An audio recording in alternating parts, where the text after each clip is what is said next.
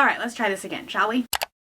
Hello everybody and welcome back to the channel. My name is Bree and this is 4 Paws in a Book. Today we are going to let Kerplunk choose my September TBR. August ended up being a really good month for me in terms of reading. Obviously with Battle-a-thon I read a lot and I read a lot of good books. However, they weren't necessarily all ones that were on my Kerplunk TBR for August. So that means that September is going to be lots of fun. If you're new to my channel, I play a game called Kerplunk where that helps me pick the books that I read, because if I just had all of these options, I probably wouldn't read anything, so I need a little bit of structure. So today we are going to be picking the books that I'm going to be reading in the month of September. I am not doing a lot in September, however, I will be participating in Aurelium or the Magical Readathon that is hosted by G over at the Book Roast. I am going to do a separate TBR for that one though, so once we figure out this TBR, then we'll figure out Magical Readathon. Before we dive into September, let's talk about how August went. If you remember, I had a lot of books to read in August. I had 13 books on my TBR,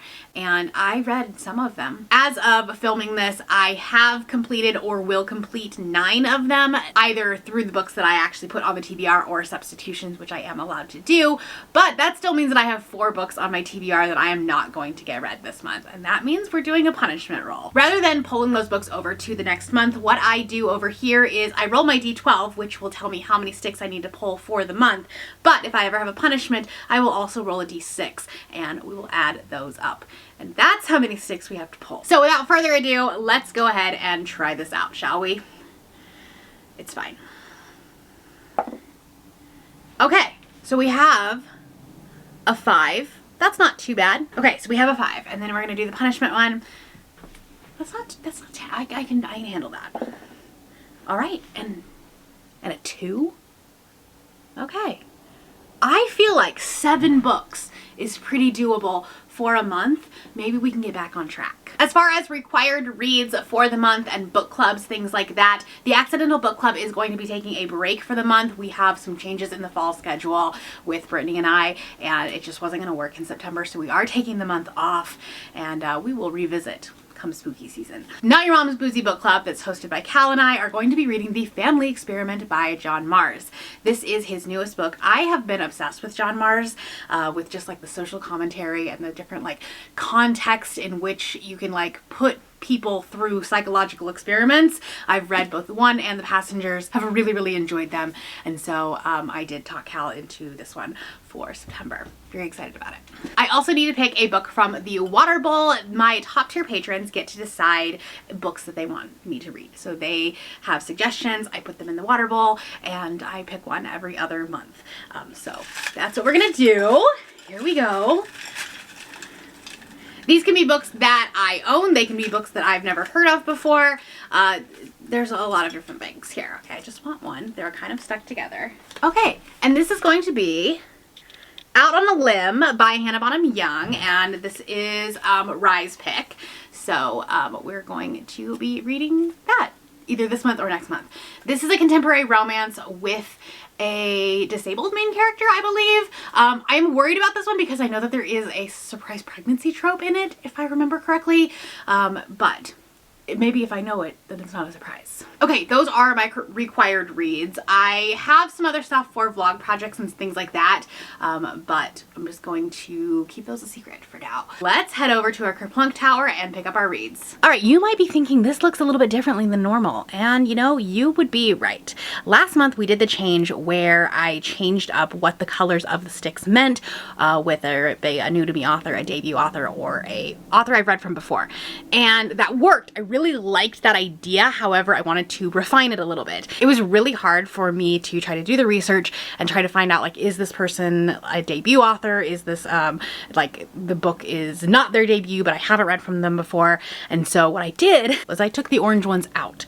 So what we have now is the green being an author that I have read from before, and yellow being an author that I have not read from before. That could mean that this was their debut. It also could just be that I've just never picked up their books before. The black cards are still the same. If we have a marble fall, then we will pick up a black card and do the punishment, whether that be an extra stick, whether the book has to have a certain criteria, something, okay? This should make it a lot easier, A, for me to film, be for me to like not make mistakes, and it'll just be easier to like substitute out books when it needed. So let's go ahead and pick our first one. Let's go ahead and find a author that I have read from before. Here we go.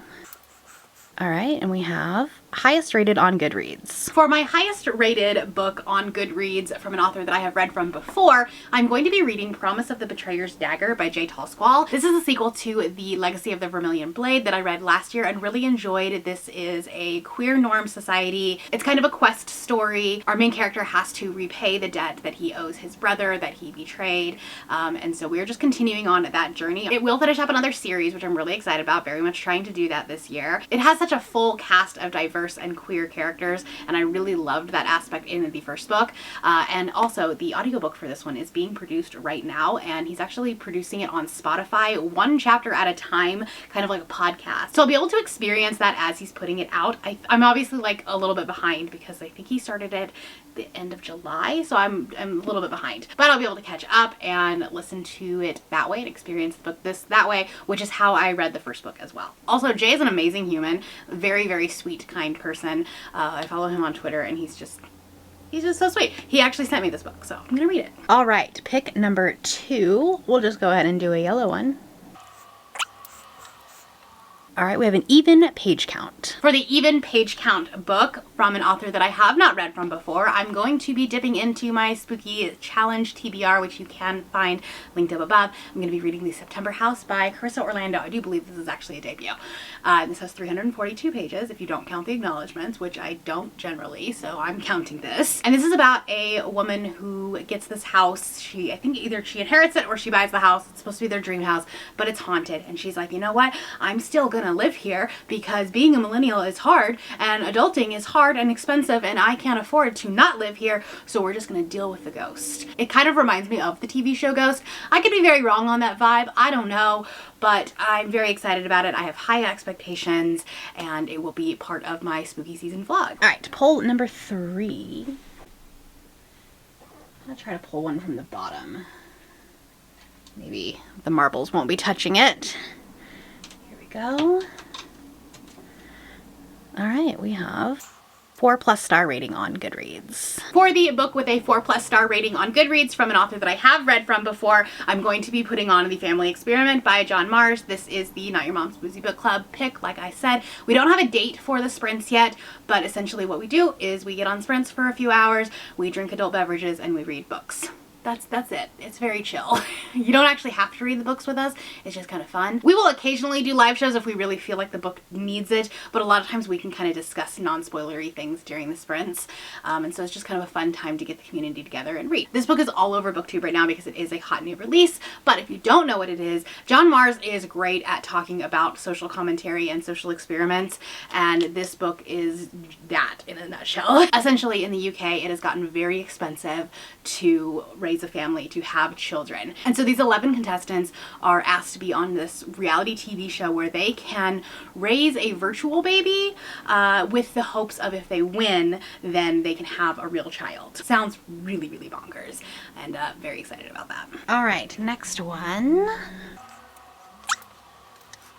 All right, we have a standalone. For the standalone from an author that I have not read from before, I am also choosing a book from my spooky season at TBR for that, and I'm going to be reading Nestlings by Nat Cassidy. This is another one that I have really high expectations for. This is about a couple who win the housing lottery, and they get to stay in this really nice apartment in New York for free, and they just had a baby, so that's great, but she has a disability. She was paralyzed after the birth of her child, and things in the apartment are not as great as they seem, or it's like just a little too good to be true, potentially.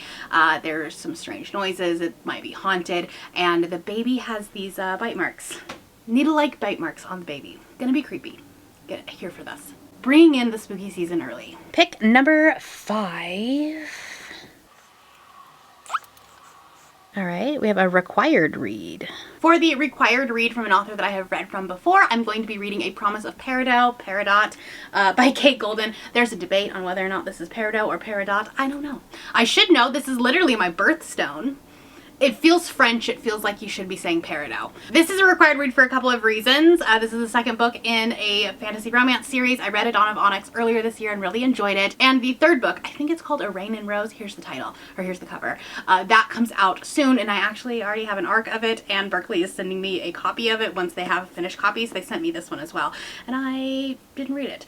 So it's a required read for that, but also it's going to be part of a vlog that I'm doing this month for the Rainbow Project. It's green. We're on green. There is very little I can tell you about this because it is, like I said, a sequel, but she is on a mission to fulfill her prophecy. They are going to be searching and recovering the Blade of the Sun, a legendary weapon with the power to kill the tyrannical Fae King. I'm gonna be reading this for the Rainbow Project. All right, pick number 6. And pretty even so far. Oh, we got a mood read. That's fun. Then we got mood read from an author that I have not read from before. I'm not going to be picking a book for this because that's just what it is, a mood read. I'm in so many Discord chats and there are always books that are being talked about for, like, you know, fantasy romance, like this new KU book. It might be a spooky season, like, you know, something is going to happen where someone's going to start talking about a book in the middle of the month, and I want to be able to join in on that impromptu buddy read. So that's what we're going to do. We're just going to leave this, and if at the end of the day I don't have one, then I will just add something from a vlog. And finally, pick number 7.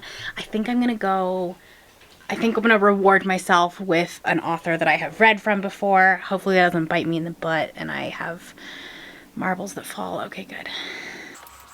All right, we've got a book with a map. Finally, we got a book with a map from a author that I have read from before, and this book has been on so many monthly TBRs. We're finally gonna get it off in September, and that's because the new book is coming out later this fall. So that's gonna be Ashes of a Star-Cursed King by Carissa Broadbent. This is the second book in the Crowns of Nyaxa duology. Carissa is writing like a collection of duology, so this is the second book in the Crowns of Nyaxa duology. However, there are more books, more couples that we will be following with other books. So while this might be concluding one story, we're still going to be going into a different part of the world, and I want to be able to read that book when it comes out, which means that I really need to get on this one. And that is it. That's my TBR for September plus my mood read. I will be reading more than this, obviously, but it's nice that Kerplunk decided it wanted to be simple this month. Very grateful for that. Thank you so much, because the last couple of months have been a little bit crazy. We'll see what I can do with this, though. Let me know a book that you are very excited to read in September, and if you are not feeling chatty, do a crown emoji for the Star-Cursed King. If you want to take a look at my seasonal spooky challenge TBR, which I pulled a couple of books from, I'm going to have that linked right here. And if you're new here and you have not yet subscribed, there's a little button that you can do so down below the video. If you'd like to hang out with me more, then links to my Instagram, Goodreads, Twitter, and my Patreon are linked in the description below. Thank you for watching, and I will see you next time. Bye!